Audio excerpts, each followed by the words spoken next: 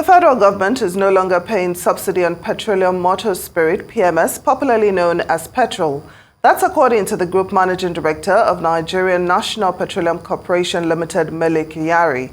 He said that contrary to insinuations on social media, the federal government was no longer paying subsidy to any person or group for bringing petroleum products into the country.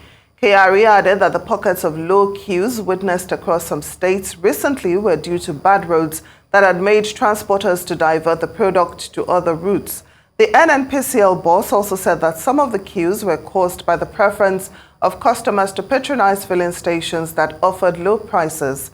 For a conversation on this, we are now being joined by Israel Aye, Director at Aspen Energy Nigeria. He will also be looking at the parameters used to determine fuel price, the present landing cost, and how much should be the pump price when all the price parameters are factored into the template. It's a pleasure having you on Newsday. Thank you so much for joining us. Well, Mr. Israel Aye. Thank you very much. Thanks for having me. Well, it's good to have you here. You now. So what do you make of Mele Kyari's claims? Let's start with that the government is no longer paying fuel subsidy, despite the reality of crude oil price at the international market. Well, so that's a very good question. And for me, the question is more important than the answer. And I'll tell you what I mean by that, is that we've been told that subsidy payments or subsidy in respect of PMS has been removed. Indeed, the call it a statutory or legislative basis for that to happen, or indeed has happened with the passage of the PIA. But like I've said a few times before, that in essence, the removal of subsidy is a policy matter, and there is no basis or compulsion for the government to continue to pay subsidy. But again, subsidy is not necessarily the same thing as the deregulation of the sector. Again, we would argue that the statutory basis for that to happen already exists in the Petroleum Industry Act, and that we can then use various instruments, including policy, to be able to drive the deregulation of the downstream sector, which includes petroleum products such as PMS. So where that should be taking us, ideally, is price regulation rather than price control. In other words, the government or the relevant agencies are supposed to communicate the basis for arriving at pump prices wherever they arrived at, and that process should be transparent. So why did I say that the question is more important than the answer? It is that as a collective, as a people, it's important to be vigilant and to keep the relevant authorities accountable. But when it comes to it, we would have to believe or take the word of the NNPCL MD for it, unless we have evidence to the contrary. Well, very well said. But I'd like your own estimation, considering crude oil price, landing cost, and so many other costs associated with importing fuel into Nigeria. How much realistically do you think a litre of petrol should be sold for? That's an interesting question. Again, I would have to go back and do the numbers and all of that. I don't have those kinds of numbers at the moment, to be honest with you. But we know what the inputs are. It is the cost of purchase of the product itself. It's the freight cost. It's a bit of demurrage. It's what it costs to to transfer from the big vessels to the small vessels. That sort of handling at the port, and then of course the last mile, getting to the point of dispensing. Those are the elements. But again, those are numbers that only the persons who probably the petroleum marketers would be able to share, and I probably would be presumptuous to attempt to do so right away.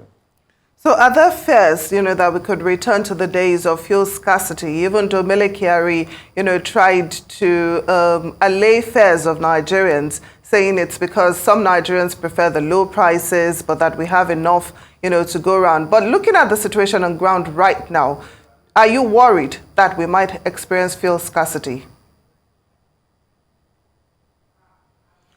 Well, without a doubt, that as a risk, I mean, that exists and continues to be a present risk with us, right? And that's because, particularly PMS, I mean, we've been able to achieve,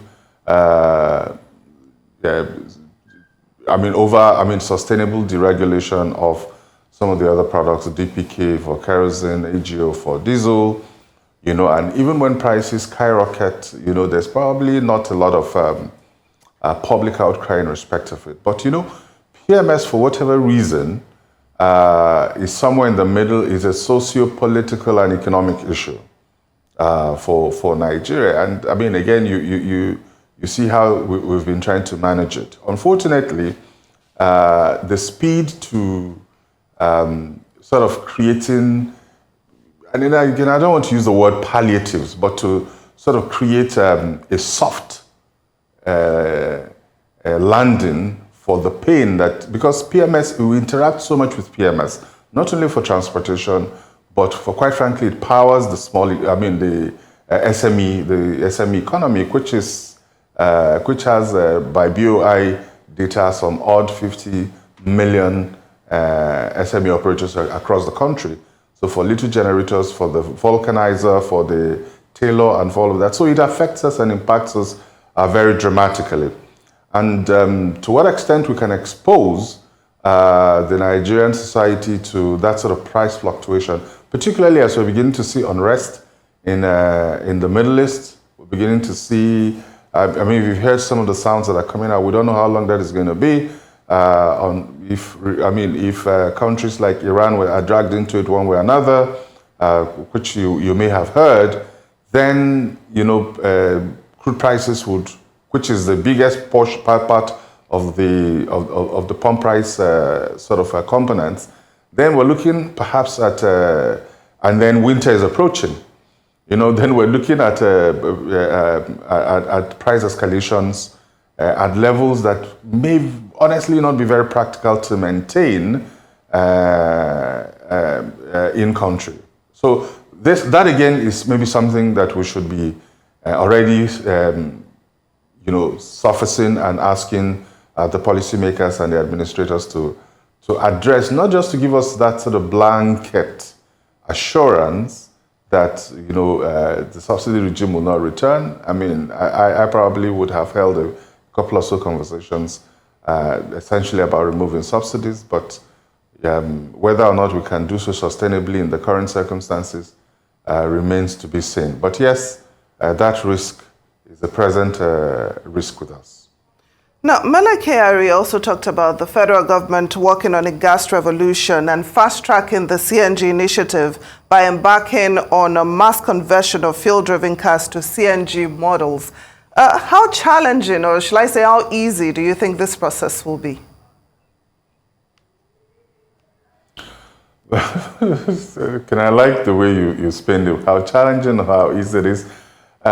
So perhaps if I would incorporate both words into a sentence, I'd say easier said than done.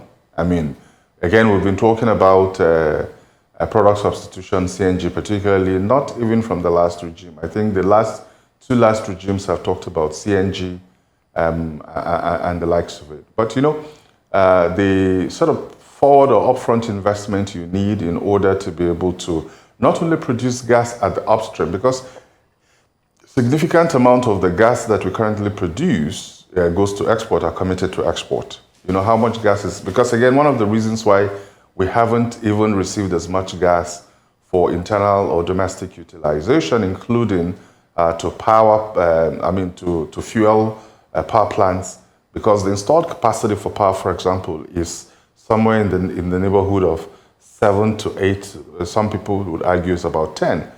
But the constraints include gas to power some of the generators.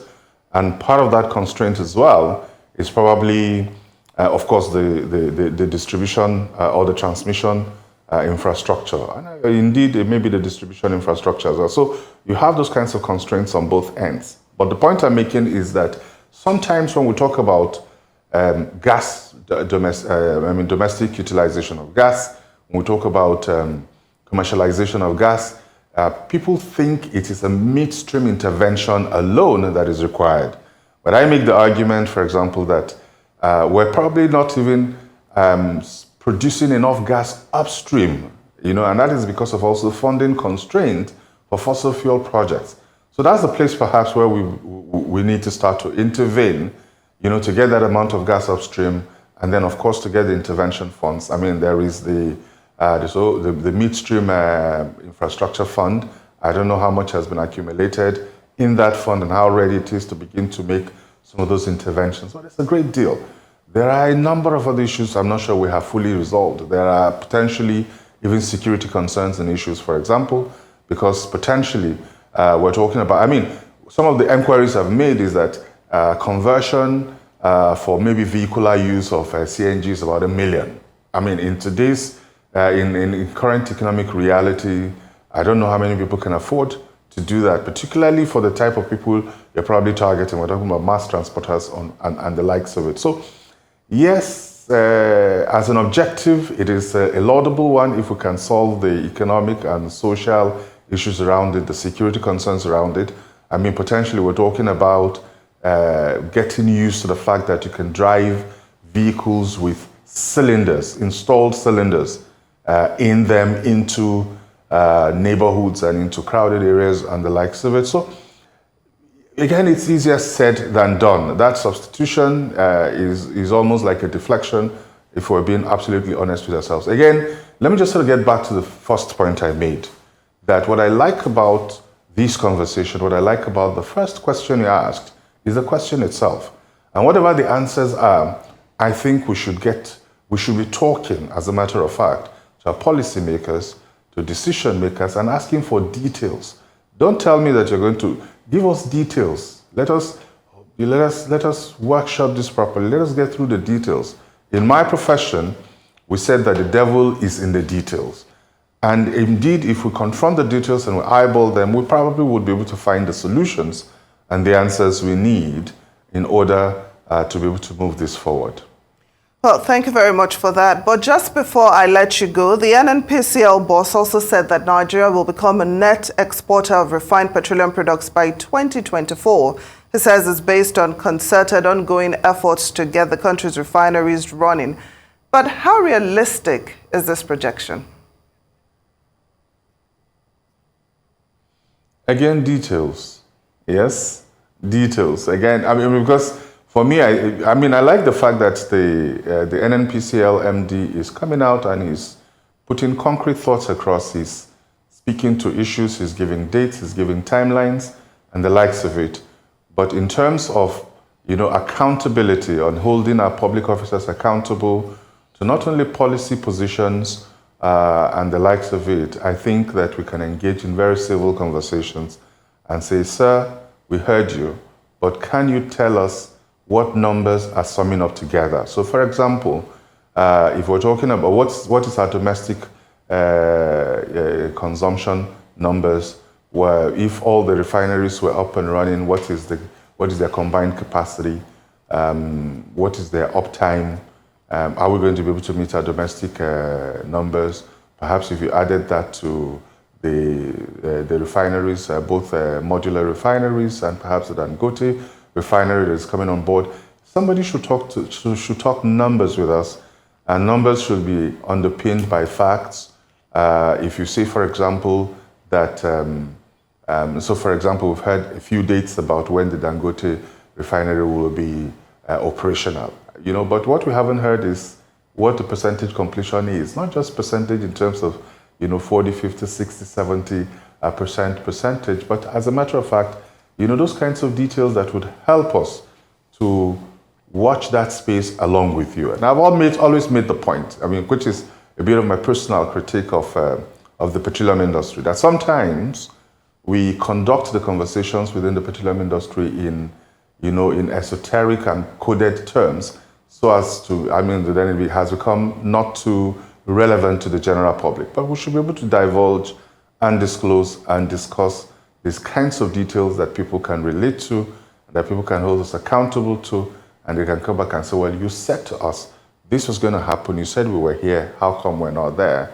and then we should be able to follow up. Of course, I expect that the media, which is the fourth estate of the realm, would also not just do this as a news item when the statement was made, but indeed would be able to follow up and say, sir, this is what you said, where are we? Oil and gas expert, director at Aspen Energy Nigeria, Mr. Israel Aye, thank you so much for joining us on Newsday.